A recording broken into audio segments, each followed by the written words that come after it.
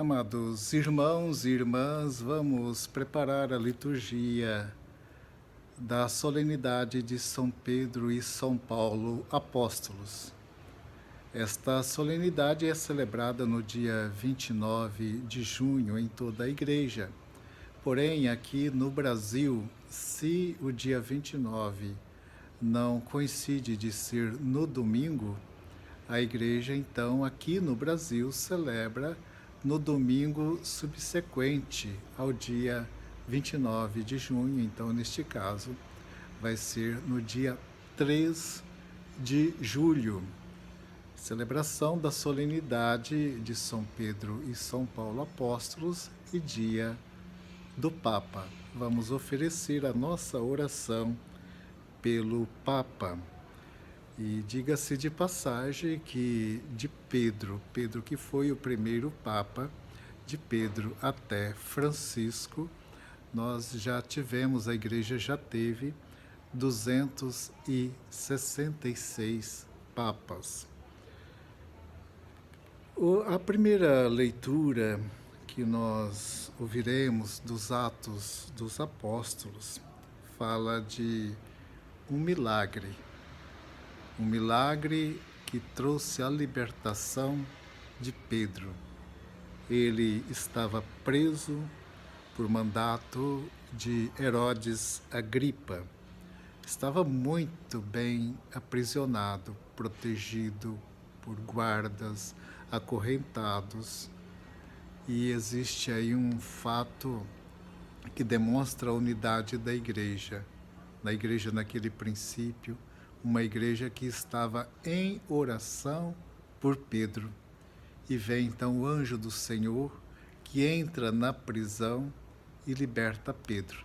Toca nos seus ombros, as correntes que são soltas, pede que ele coloque o cinto, coloque o manto e o acompanhe.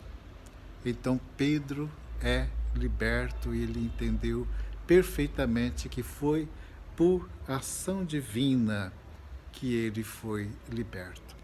Esta leitura mostra como a Igreja cresceu no meio do sofrimento, no meio das perseguições, ela que é obra divina, as portas do inferno não poderão vencê-la. A Igreja é uma obra divina que vai superando, ela está para além das perseguições, ela está para além dos fracassos humanos, ela está para além das nossas fraquezas. É Deus agindo na sua Igreja, dando forças especialmente para os cristãos perseguidos. Paulo também teve os seus sofrimentos, ele foi chamado por Cristo, encontrou-se com Cristo no caminho de Damasco e ele teve uma ação evangelizadora junto aos gentios. Se Pedro é aquele que cuida da igreja mãe, Paulo é o missionário que vai ao encontro dos gentios, vai anunciando o evangelho, vai gerando vida nova para as pessoas. E a leitura que nós ouvimos, a segunda leitura da segunda carta a Timóteo, nos mostra uma revisão de vida. O Paulo faz um balanço espiritual da sua existência enquanto filho de Deus, enquanto missionário, enquanto alguém que tinha uma responsabilidade de anunciar Cristo. A pergunta: o que espera dele neste momento da sua vida em que ele está preso? O que espera?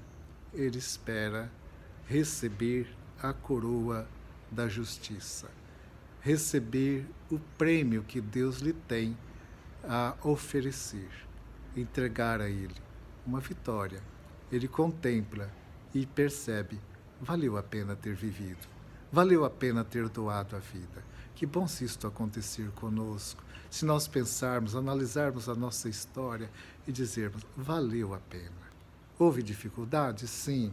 Houve momentos difíceis? Sim, mas valeu a pena. E a gente pode ainda mais dizer: está valendo a pena buscar Cristo, viver a igreja, anunciar o Evangelho. Então, o que espera? E Paulo, então, olha, faz uma autoanálise do que ele viveu, combateu o bom combate, guardou a fé, passou por perseguições, sim, mas manteve a fidelidade. Houve uma grande mudança na sua vida. Ele que no início era perseguidor de cristãos, ele passou a ser alguém que ajuntava, reunia o rebanho em torno de Cristo. Mas por que Paulo venceu? Teve muitas dificuldades? Porque ele venceu as perseguições? Há uma certeza: o Senhor o acompanhou, o Senhor esteve ao seu lado, o Senhor esteve com ele. Meus irmãos, minhas irmãs, que fé maravilhosa de Paulo perceber que o Senhor não o abandonou. E esta realidade que nós precisamos sentir. O Senhor está conosco. Sabe aqueles momentos às vezes difíceis, aqueles momentos de desânimo? Vamos sentir, Cristo está conosco. Ele não nos abandona, assim como Paulo sentiu. Ele venceu, combateu o bom combate, guardou a fé, porque o Senhor estava com ele. No Evangelho que nós ouviremos, Evangelho de Mateus, há uma pergunta sobre a identidade de Jesus. É muito importante a gente pensar na nossa identidade. Os adolescentes, os jovens, começam a construir a sua identidade e ali pela idade mais ou menos dos 20 anos, há uma pergunta angustiante: quem sou eu? O que sou eu neste mundo? Então, Cristo pergunta pela sua identidade, né? O que as pessoas dizem a respeito dele. Então, há uma volta ao passado. Muitas pessoas estão presas ao passado, estão presas à história. É João Batista, é Elias, é Jeremias, é algum dos profetas. Então estavam parados ali no passado. E quem para no passado não se abre ao novo. A fé é algo tão novo. Nós acreditamos que o Espírito Santo sopra, ele renova a vida, ele renova o coração das pessoas. Então, Jesus faz esta pergunta e Pedro vai dar uma resposta que Cristo, ele é o Filho de Deus, Filho do Deus vivo, é o Messias, Filho do Deus vivo. Messias porque ele entende, está na linha davídica, pertence à tribo de Judá, está ligado ao grande rei Davi, é o esperado, mas ele vai além, é filho de Deus, não é apenas Messias, mas é filho de Deus. E como filho de Deus, é então esta grande novidade para o mundo, novidade salvadora, presença viva de Deus no meio das pessoas. Tu és o Filho de Deus, tu és o Filho do Deus vivo. Não, Jesus não está querendo saber apenas da sua popularidade, como pode as pessoas dizerem, é João Batista, o que eles estão dizendo a respeito dele. Ele está buscando sondar no coração dos discípulos o significado dele, da vida, da missão dele para cada um dos discípulos, porque os discípulos vão continuar a sua missão. Então, as respostas vão além do que as pessoas dizem, além do passado, mas é uma resposta que se abre a um dom gratuito de Deus. Estão abertos, demonstram assim que estão abertos a acolher a grande novidade de Deus. É muito bonito este evangelho, quando Cristo então pergunta, ouve a resposta de Pedro, e Cristo diz a Pedro que quem fez esta revelação a ele foi Deus mesmo. é uma revelação divina. Foi Deus mesmo quem fez esta revelação. E Pedro recebe de Cristo, então, a missão de conduzir a igreja. Ele recebe as chaves. Tu és Pedro, e sobre esta pedra edificarei a minha igreja.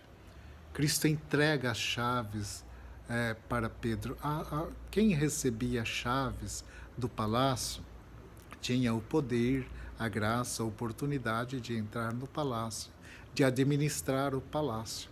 Então, Pedro, ao receber as chaves, é ele quem vai, então, conduzir a igreja. Por isso, o Papa, ele é o sucessor de Pedro.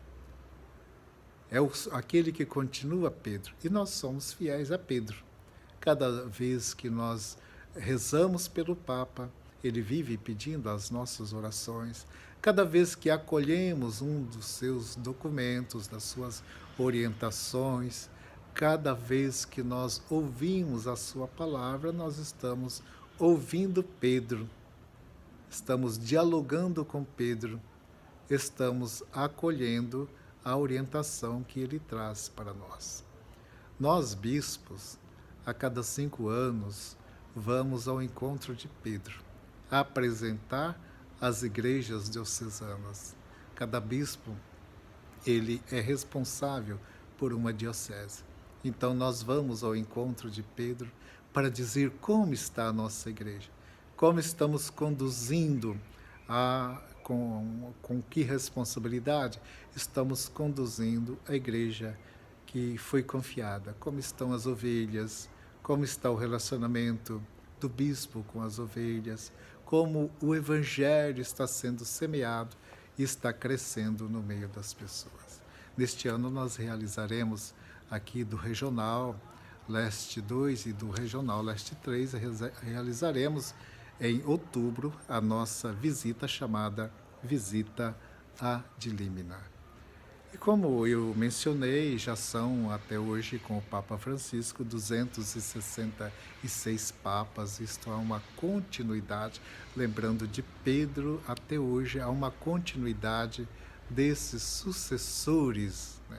Os primeiros papas, nós encontramos os seus nomes na oração eucarística primeira, chamado Cânon Romano, e é muito bonito a gente rezar esta oração e perceber uma igreja que se fundamenta em Cristo e vai tendo continuidade nas vidas humanas, nos missionários, nos sucessores de Pedro, nos sucessores dos apóstolos, na vida dos cristãos, e assim a igreja vai se difundindo. Nós sabemos que já sofreu muitas perseguições, já passou por muitas dificuldades, mas é obra divina e por isso ela permanece. Hoje, então, ao celebrar São Pedro e São Paulo, vamos pedir a graça de Deus de mantermos a fidelidade. É muito importante que sejamos fiéis a Cristo e tenhamos a alegria de viver a nossa fé na comunidade cristã. Vamos nos alegrar por vivermos esta fé, por sermos batizados. Vamos amar a igreja, renovar hoje o nosso amor, a nossa adesão a Cristo. Não vamos falar mal de nossa mãe igreja, mas vamos amá-la e, como filhos e filhas, dar o melhor de nós, para que a vontade de Cristo continue se cumprindo, o Evangelho continue sendo anunciado. A resposta de Pedro é bonita, ele reconhece Jesus como Filho de Deus, e nós, como estamos reconhecendo Jesus? Quem é ele para nós? Não apenas um personagem histórico, naturalmente, não apenas uma figura do passado, mas deve ser aquele com o qual nós encontramos, e como disse o Papa Bento XVI, uma pessoa viva. O Evangelho é uma pessoa viva, a mensagem do Evangelho é o encontro com a pessoa de Jesus, e quem encontra-se com Cristo segue em frente. Assim como Paulo encontrou com Cristo, e que belo testemunho ele deu, vivendo, doando a sua vida, não desanimando diante das perseguições. Procuremos, portanto, encontrarmos com Cristo, que Ele seja realmente uma presença muito viva dentro de nós e vivamos a alegria da fé. Amém. Tenha todos um abençoado domingo, celebração da solenidade de São Pedro e São Paulo apóstolo, dia do Papa, e caminhemos na alegria, na esperança. Bom domingo a todos.